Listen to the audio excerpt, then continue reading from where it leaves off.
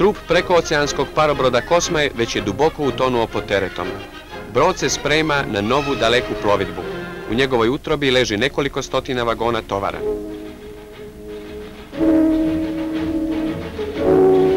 Za uspjehe u borbi za ostvarenje plana naše trgovačke mornarice, posada Kosmaja nagrađena je plavom prelaznom zastavom kao najbolja posada jugoslavenske slobodne plovidbe.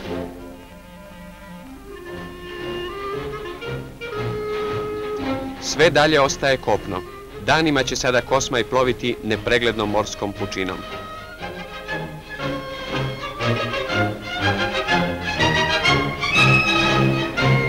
Čvrsto zatvaranje brodskih skladišta i čišćenje palube prvi su poslovi mornara nakon izlaska broda iz luke.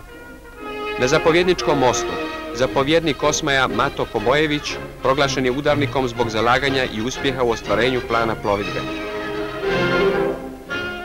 Geografska karta i kompas ravnaju pravcem plovidbe. Brodska radiostanica je jedina veza sa kopnom. Iskusni pomorac kormilar Erazmo Medanić također nosi časni naziv udarnika.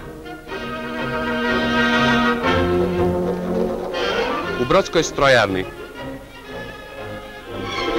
dan je znak punom parom naprijed.